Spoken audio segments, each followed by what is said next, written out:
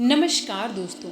अगर आपके घर के दरवाजे पर कोई व्यक्ति एक बहुत बड़ा गिफ्ट लेकर खड़ा है और आपको ज़ोर ज़ोर से आवाज़ लगा रहा है कि आओ और इस गिफ्ट को ले लो, ये सिर्फ और सिर्फ आपके लिए है। आप अपने 5 मंजिले घर की छत पर खड़े हैं और ऊंचाई ज़्यादा होने के कारण उस व्यक्ति की आवाज़ को बहुत धीमी सुन रहे हैं। अब आप बताइए कि आप क्या करेंगे? क्या आप तुरंत 5 मंजिल नीचे उतरकर उस व्यक्ति से अपना गिफ्ट ले लेंगे या फिर नीचे उतरने का आलस करेंगे और सोचेंगे कि या तो वो व्यक्ति खुद ऊपर आकर छत पर आपको वो गिफ्ट दे जाए या फिर ऐसे ही कुछ देर आवाज़ लगाकर चला जाए। आप जो भी करें, निर्णय केवल और केवल आपका है। आप जो भी निर्णय लेंगे वही ये रिजल्ट देगा कि वो प्यारा सा गिफ्ट आपको मिलेगा या नहीं। दोस्तों, अवसर भी सफलता को हाथ में लिए ऐसे ही हमारे जीवन में आता है और हमारे भाग्य रूपी दरवाजे को जोर जोर से खटखटाता है। अब निर्णय हमारा होता है कि हम उस समय क्या करते हैं। दोस्तों, हम कभी कभी अपने कामों में व्यस्त होते हैं, इस वजह से अपने जीवन में आने वाले अवसरों की धीमी आवाज़ को सुनते हैं। अब या तो हम उस आवाज़ को सुनकर तुरंत एक्शन ले लें और सफलता वाले गिफ्ट को हासिल कर लें, या फिर अवसर की आवाज़ को अनसुना करके अपने काम में लगे रहें। बाद में अवसर कुछ देर तक आपके भाग्य के दरवाजे को खटखटाता है और जब आप सही समय पर नहीं पहुंचते तो वापस लौट जाता है। दोस्तों, सच्चाई तो यही है कि निर्णय हमें खुद ही लेना होता है। इस दुनिया में शायद ही कोई इंसान होगा जो सफलता हासिल नहीं करना चाहता। हर इंसान अपने जीवन को सफलता की चमक से सरोबार करना चाहते हैं, लेकिन कुछ मुट्ठी भर लोग ही सफलता के शिखर तक पहुंच पाते हैं। दोस्तों, इसके पीछे सबसे बड़ा कारण है उनके माइंडसेट का। दोस्तों, जीवन में सफलता पाने के लिए एक सकारात्मक दृष्टिकोण का होना बहुत ज़रूरी है। अगर व्यक्ति अपने जीवन में अपनी सफलताओं के प्रति आश्वस्त नहीं है या जीवन में दुविधाओं से भरा हुआ है या नकारात्मक दृष्टिकोण से भरा हुआ है, तो उसके जीवन में हर तरफ अंधेरा ही अंधेरा छा जाता है। जो चीज़ें सकारात्मक हो सकती हैं, जो चीज़ें अच्छी हो सकती हैं और हमारे जीवन को सफलता की रास्ते पर ले जा सकती हैं, वो चीज़ें भी केवल हमारे नेगेटिव एटीट्यूड की वजह से गलत और गंभीर रूप से खराब हो जाती हैं। आइए आज एक कहानी के माध्यम से मैं आपको ये समझाने का प्रयास करूं। दोस्तों, दो युवा कलाकार सू और जॉनशी एक छोटी से फ्लैट में रहती थी। ये फ्लैट एक पुराने मकान की तीसरी मंजिल पर था। नवंबर का महीना था और जॉनशी गंभीर रूप से बीमार पड़ गई। उसे निमोनिया हो गया था। वो बस बाहर खिड़की से झांकती हुई बिस्तर पर बिना हिले डुले पड़ी रहती थी। उसकी सहेली सू बहुत चिंतित हो गई। उसने डॉक्टर को भेजा। डॉक्टर हर दिन जॉनशी की देखभाल के लिए आता था, लेकिन जॉनशी की स्थिति में कोई परिवर्तन नहीं हुआ।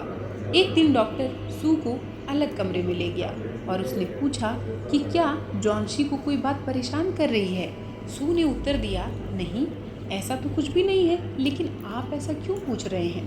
तो डॉक्टर ने कहा कि ऐसा लगता है कि जॉनशी ने मन बना लिया है कि मैं ठीक नहीं हो पाऊंगी। अगर वो जीना ही नहीं चाहती तो दवाएं भी उसकी कोई मदद नहीं कर सकती।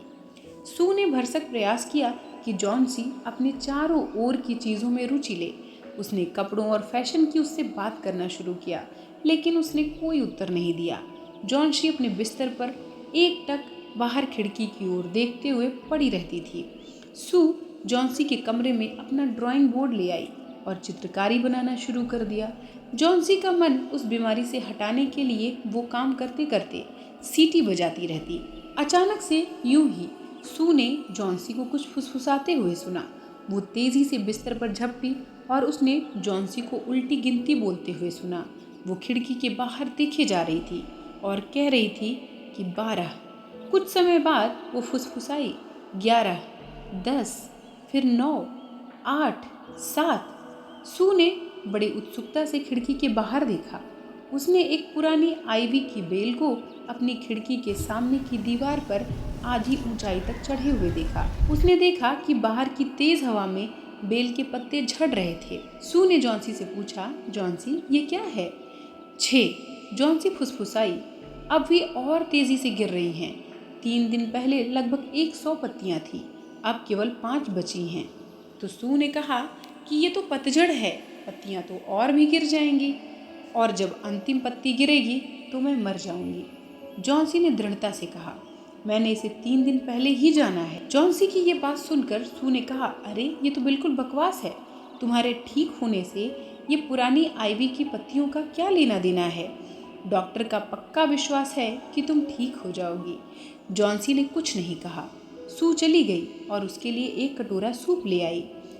मुझे सूप नहीं चाहिए, जॉन्सी ने कहा। मुझे भूख नहीं है।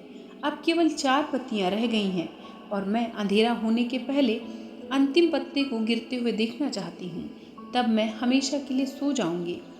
सू जॉन्सी के बिस्तर पर बैठी और उसने कहा, तुम नहीं मरोगी। मैं पर्दा नहीं खींच सकती क्योंकि मुझे प्रकाश चाहिए। मैं इस चित्र को पूरा बनाना चाहती हूँ और हम दोनों के लिए कुछ पैसे कमाना चाहती हूँ। प्लीज़ मेरी प्यारी दोस्त, उसने जॉन्सी से रिक्वेस्ट की कि जब तक मैं चित्र बनाऊं तब तक तुम खिड़की से बाहर मत देखना। जॉन्सी ने कहा, ठीक है, अपना चित्र जल्दी ख़त्म करो क्योंकि मैं अंतिम पत्ते को गिरते हुए देखना चाहती हूँ। मैं प्रतीक्षा करते करते ऊब गई हूँ। मुझे मरना है, इसलिए मुझे उस बेचारी थकी हुई पत्ती की तरह शांति से जाने दो। सू ने कहा, तुम सोने की कोशिश करो। मुझे एक बूढ़े खनिक का चित्र बनाना है और मैंने अपने मॉडल के रूप में नीचे 60 साल के चित्रकार बहरमन को चुना है। सू नीचे भागी और बहरमन के पास चली गई। वो 60 साल का चित्रकार था। उसका जीवन भर का एक सपना था कि वो एक अद्भुत कलाकृति बनाना चाहता था। उसने अपनी ये चिंता बहरमन को बताई। उसने उसे बताया कि किस तरीके से जॉन्सी ये मान बैठी है कि जब अंतिम पत्ती गिरेगी तो वो मर जाएगी। ये क्या मूर्खता है, वो इतनी स्टूपिड कैसे हो सकती है, बहरमन ने बोला। शू ने शिकायत की कि उसे बहुत तेज़ बुखार है, वो खाना पीना सब कुछ छोड़ चुकी है। मुझे उसकी बहुत चिंता है। मैं तुम्हारे साथ चलूँगा और जॉन्सी को देखूँगा, बहरमन ने सू से कहा। वे दोनों पंजों के बल कमरे में गए। जॉन्सी सोई हुई थी। उन्होंने पर्दे को एक साथ खींचा और अगले कमरे में चले गए। उन्होंने खिड़की से बाहर झांका। बेल पर केवल एक पत्ती थी। तेज़ बारिश हो रही थी और ठंडी बर्फीली हवा बह रही थी। ऐसा लग रहा था कि मानो वो आखिरी पत्ती भी किसी भी पल गिर जाएगी। बहरमन ने एक भी शब्द नहीं कहा और वो अपने कमरे में वापस लौट गया। जॉन्सी जब अगली सुबह जागी, कमज़ोर सी आवाज़ में उसने सू से पर्दा खींचने को कहा। सू घबराई हुई थी। उसने बहुत अनिच्छापूर्वक पर्दा वापस खींच दिया। ओह, सू ने आश्चर्य से कहा जब उसने बेल को देखा। देखो, बेल पर अभी भी एक पत्ती है। वो काफ़ी हरी और स्वस्थ लग रही है। आंधी और तेज़ हवा के बावजूद वो नहीं गिरी। मैंने कल हवा को बहते हुए सुना था, जॉन्सी ने कहा। मैंने सोचा था कि ये गिर गई होगी, लेकिन ये आज निश्चित रूप से गिर जाएगी और तब मैं मर जाऊंगी। तुम नहीं मरोगी, सू ने गुस्से में आकर कहा। तुम्हें अपने दोस्तों के लिए जीना है। तुमने ये नहीं सोचा कि अगर तुम मर गई तो मेरा क्या होगा। जॉन्सी अपनी कमजोरी से मुस्कुराई और अपनी आंखें बंद कर ली। हर लगभग 1 घंटे के बाद वो खिड़की के बाहर देखती और पत्ती को अभी भी वहीं पाती। ऐसा लग रहा था कि ये बेल से चिपक गई हो। शाम को एक और आंधी आई, लेकिन पत्ती नहीं गिरी। जॉन्सी बड़ी देर तक पत्ती को देखते हुए लेटी रही और उसने सू को पुकारा। जब सू उसके पास आई तो जॉन्सी ने कहा कि मैं बहुत गंदी लड़की हूँ। तुमने मेरी देखभाल इतने प्यार से की और मैंने तुम्हारे साथ सहयोग नहीं किया। मैं हताश और दुखी रही हूँ। अंतिम पत्ती ने मुझे ये दिखाया कि मैं कितनी बुरी हूँ। मुझे एहसास हो गया है कि मरने की इच्छा करना पाप है। सू ने जॉन्सी को गले से लगा लिया। तब उसने ढेर सारा गर्म सूप और उसे एक शीशा दिया।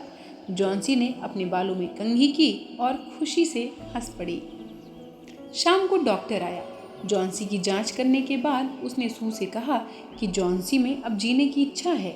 मुझे पक्का भरोसा है कि वो जल्दी ठीक हो जाएगी। अब मैं सीढ़ियों से नीचे जाऊंगा और बहरमन को देखूंगा। उसे भी निमोनिया है, लेकिन मुझे डर है कि उसके बचने की कोई आशा नहीं है। अगली सुबह सू आई और जॉन्सी के बिस्तर पर बैठ गई। जॉन्सी का हाथ उसने अपने हाथ में लिया और कहा कि जॉन्सी, मुझे तुम्हें कुछ बताना है। आज सुबह बहरमन निमोनिया से मर गए। वे केवल 2 दिन से बीमार थे। पहले दिन चौकीदार ने उन्हें बिस्तर पर देखा था। उनके कपड़े और जूते भीगे हुए थे और वे कांप रहे थे। वे उस आंधी की रात में घर से बाहर थे तब उन्होंने एक सीढ़ी और उनके बिस्तर के पास अभी भी जलती हुई लालटेन देखी। फर्श पर सीढ़ी के पास कुछ ब्रश और हरा और पीला रंग भी था। प्यारी जॉन्सी, सू ने कहा कि खिड़की के बाहर देखो, उस आइवी की बेल को देखो। क्या तुम्हें आश्चर्य नहीं हुआ? जब हवा चलती रहे तो ये क्यों नहीं फड़फड़ाती, यानी ये हिल भी नहीं रही है। ये बहरमन की अभूतपूर्व कलाकृति है। उन्होंने इसे तब बनाया था जब अंतिम पत्ती गिर गई थी, यानी तुम्हारे जीवन के लिए। दोस्तों, बहरमन ने जॉन्सी को आशा की उम्मीद, आशा की किरण देने के लिए, उसे जीवन में निराशा से बाहर निकालने के लिए वो एक ऐसी कलाकृति बनाई जिसके सहारे जॉन्सी ने फिर से जीने का फैसला किया, अपने जीवन में पॉजिटिविटी को वापस ले आई। हालांकि इस क्रम में बहरमन की डेथ हो गई, लेकिन बहरमन जाते जाते जॉन्सी को जीवन का एक नया सबक दे गया कि अगर हमारे जीवन में सकारात्मकता है, जीने की इच्छा है, जोश है, तो हम अपने जीवन में कुछ भी हासिल कर सकते हैं। दोस्तों, हमारा सकारात्मक रवैया हमें हमारे जीवन में कुछ भी दे सकता है। अगर हमारा दृष्टिकोण सकारात्मक है तो हम बड़ी से बड़ी समस्याओं को, बड़ी से बड़ी बीमारियों को, बड़ी से बड़ी प्रॉब्लम्स को भी अपने जीवन से दूर कर सकते हैं। लेकिन नकारात्मक विचारों में इतनी ताकत होती है कि वो हमारे जीवन से हमारा सुख, हमारा भाग्य, हमारा ऐश्वर्य, हमारी सफलता सब कुछ हमसे छीन सकते हैं। बस एकमात्र दृढ़ निश्चय और सकारात्मक विचार हमें हमारे जीवन में वो सब कुछ दे सकते हैं जो कुछ भी हम पाना चाहते हैं। नज़रिया अगर नेगेटिव हो तो जीवन में सब कुछ अंधेरे से भर जाता है, लेकिन अगर जीवन के प्रति रवैया पॉजिटिव है तो हमारे जीवन में हर तरफ सकारात्मकता और प्रकाश ही दिखाई देता है। इस कहानी से हमने जाना कि जीवन के प्रति अगर सकारात्मक विचार हों तो जीवन हमेशा आनंदमय और उत्साह से भरा हुआ है। आशा है ये वीडियो आपको पसंद आया होगा। वीडियो पसंद आया हो तो इसे एक लाइक करके चैनल को सब्सक्राइब कर लें और जुड़ जाएं हमारे साथ। तो दोस्तों, मिलती हूँ आपसे किसी और कहानी के साथ। तब तक के लिए नमस्कार।